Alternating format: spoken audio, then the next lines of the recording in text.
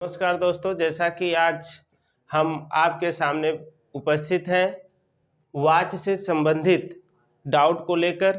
आज हम वॉच के बारे में स्पष्ट करेंगे कि वॉच होता क्या है और वॉच के भेद कितने तरह से वॉच होते हैं। आपके सारे डाउट एक ही वीडियो में क्लियर करने वाले हैं। आइए पहले तो देखते हैं वॉच क्या है। क्रिया के जिस रूप से पता चलता है कि उसमें कर्ता, कर्म या भाव में किसकी प्रधानता है तो उसे वाच कहते हैं। शायद मुझे लग रहा होगा कि आप एक बार में नहीं समझ पाए होंगे। आइए एक बार और समझाते हैं। यानी कि क्रिया के जिस रूप से पता चले कि उसमें जो कर्ता, कर्म या भाव में किसकी प्रधानता है, अर्थात क्रिया किसके अकॉर्डिंग है, किसके अनुसार है, भाव के अनुसार है, कर्ता के अनुसार है या कर्म के अनुसार है। यही हमको सीखना है इसमें, यानी कि क्रिया किसके अनुसार होती है। किसी वाक्य में क्रिया या तो कर्ता के अनुसार हो सकती है, या तो कर्म के अनुसार हो सकती है, या भाव के अनुसार हो सकती है। कोई भी वाक्य इन्हीं तीनों के अकॉर्डिंग हो सकता है। आइए अब इसके भेद देखते हैं। वाच्य के भेद, वाच्य के भेद यानी कि वाच्य के तीन भेद हैं, कर्तृवाच्य, कर्मवाच्य और भाववाच्य। यानी कि भाववाच्य, कर्मवाच्य और कर्तृवाच्य, यही तीन भेद आपको जानना है। और इसी को जानने से आपको बोलने के लिए यानी कि आसान हो जाएगा कि हम कोई वाक्य बोल रहे हैं तो कैसे बोलना चाहिए। यानी कि मीनिंग में कोई परिवर्तन नहीं होता है। वाच्य के यानी कि हम बोल रहे हैं उसके अर्थ में परिवर्तन नहीं होता है, लेकिन बोलने का ढंग अलग अलग तीन तरह से बोल सकते हैं उसी वाक्य को। यही हमको सीखना है। पहले कर्तृवाच्य क्या होता है, जिसमें कर्ता की प्रधानता होती है। जैसा यहाँ लिखा है, कर्ता की प्रधानता होती है, यानी कर्ता के अनुसार क्रिया होती है, कर्ता के अनुसार क्रिया होती है। कर्ता के लिंग वचन पुरुष के अनुसार क्रिया होती है। यानी कि कर्तृवाच्य में कर्ता के लिंग वचन पुरुष के अनुसार क्रिया होती है, उसे हम कर्तृवाच्य कहते हैं। स्पष्ट हो गया। यानी कि जिसमें कर्ता के लिंग, पुरुष, वचन का प्रभाव सीधा क्रिया पर पड़े, वही कर्तृवाच्य है। आइए एग्जाम्पल से स्पष्ट करते हैं। उदाहरण है, राधा पुस्तक पढ़ती है। राधा पुस्तक पढ़ती है, इसमें कर्ता क्या है, राधा। कैसे पता, अच्छा हाँ, एक चीज और एक आपके सामने आएगी कि कर्ता और कर्म कैसे स्पष्ट करें, कैसे पता करें, उसको हम बता रहे हैं। देखिए, कर्ता पता करने के लिए कौन लगाकर प्रश्न करते हैं। जब क्रिया में कौन लगाकर प्रश्न करते हैं तो कर्ता मिलता है। और कर्म पता करने के लिए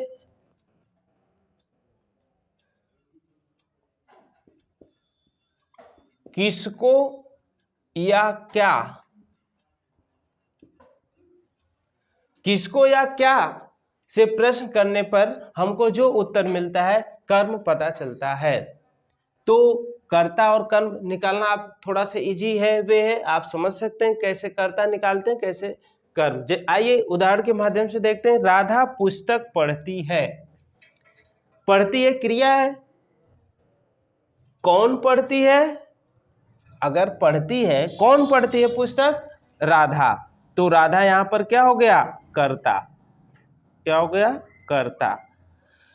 राधा पुस्तक पढ़ती है, राधा क्या पढ़ती है, क्या करने से क्या पता हो गया, यानी कि कर्म।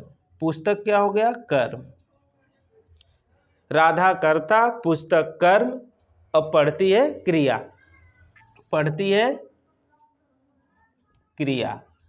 तो मैं उम्मीद करूंगा कि आप सबको कर्ता कर्म पहचानने का आसान तरीका पता हो गया। यानी कि कर्ता पता करने के लिए कौन से प्रश्न करेंगे और कर्म जानने के लिए क्रिया में किसको या क्या लगाकर प्रश्न करेंगे। अब यहाँ पर हम क्या लगाकर प्रश्न किए तो कर्म मिला, लेकिन किसको लगाकर कब मिलता है? इससे हमको सजीव कर्म मिलता है, जब कर्म सजीव हो। जैसे मैं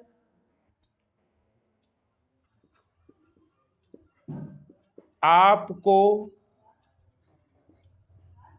कलम देता हूं, मैं आपको कलम देता हूं। देखिए देता है क्रिया हो गया, किसको देता हूं? आपको। क्या देता हूं? कलम। यहां पर आपको कोई व्यक्ति होगा, सजीव है, सजीव के लिए आया, तो सजीव के लिए जो प्रेजेंट करता है उसको हम किसको लगाकर प्रश्न करते हैं? तो सजीव ऑब्जेक्ट यानी कर्म प्राप्त होता है। और क्या देता हूं? कलम। कलम देखिए निर्जीव है, तो क्या लगाकर प्रश्न करने से निर्जीव कर्म मिलता है, यानी और किसको लगाकर प्रश्न करने से? सजीव। यानी कि एक वाक्य में दो कर्म हो सकते हैं, सजीव और निर्जीव। बात समझ में आ गई? इतना मैं आशा कर रहा हूं समझ गए होंगे। तो आपको अब कर्ता और कर्म निकालना आ गया। अब आइए हम देखते हैं कि कर्तृवाच्य में मैं जैसा बताया कि कर्ता के अनुसार क्रिया होती है, कर्ता का सीधा प्रभाव क्रिया पर पड़ता है। देखिए राधा पुस्तक पढ़ती है, यहां राधा स्त्रीलिंग है और पढ़ती है क्रिया है। तो अगर यहां पर राधा के जगह पे, राधा के अनुसार क्रिया है, अगर हम राधा के जगह पे मोहन कर देते तो मोहन पुस्तक पढ़ती है, सही है गलत है? यानी कि राधा है तो लड़की है, फिर स्त्रीलिंग है तो इसलिए पढ़ती है। अगर यहाँ पुल्लिंग हो जाता करता तो यहाँ पर पढ़ता है हो जाता, यानी कि क्रिया का सीधा प्रभाव कर्ता पर पड़ रहा है, इसलिए यह वाक्य कैसी हुई? कर्तृवाच्य हुई। क्लियर हुआ? अब आइए हम दूसरे वाच्य पर चलते हैं, वाच्य के दूसरे भेद पर चलते हैं, कर्मवाच्य। इसे कर्मवाच्य का मतलब कि कर्म की प्रधानता, जिस वाक्य में कर्म की प्रधानता हो उसे हम कर्मवाच्य कहते हैं। जैसे और ये भी हो सकता है कर्म के लिंग वचन पुरुष के अनुसार क्रिया होती है, यानी कि कर्मवाच्य में कर्म के लिंग पुरुष वचन के अनुसार क्रिया होती है, उसे हम कर्मवाच्य की वाक्य कहते हैं। आइए उदाहरण से देखते हैं। राधा के द्वारा पुस्तक पढ़ी जाती है, राधा के द्वारा पुस्तक पढ़ी जाती है। यहाँ पर यानी कि पुस्तक क्या है? कर्म है, राधा क्या है? कर्ता है। पुस्तक कर्म है, कर्म के आधार पर ही यहाँ क्रिया है, पढ़ी जाती है। अगर हम यहाँ पर मोहन कर देते, अगर हम राधा के जगह पे मोहन कर देते तब भी यहाँ पढ़ी रहता, लेकिन यहाँ पर जैसा मैं बताया कि राधा के जगह पे मोहन करते तो पढ़ता हो जाता। जैसे आइए हम करके देखते हैं। अगर हम यहाँ पर राधा के जगह पर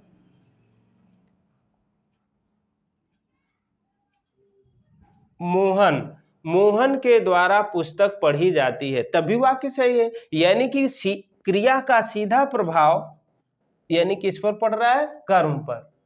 तो कर्म के अनुसार जब क्रिया आ रही है तो इसका मतलब यह कर्मवाच्य में है, ये वाक्य कर्मवाच्य में है। ऐसे और एग्जाम्पल आप बना सकते हैं। जब आप एक बार समझ लीजिए तो और इसका अभ्यास करेंगे तो आपको एकदम कंठस्थ हो जाएगा, जैसा कि आगे वाले वीडियो में मैं अभ्यास भी कराऊंगा।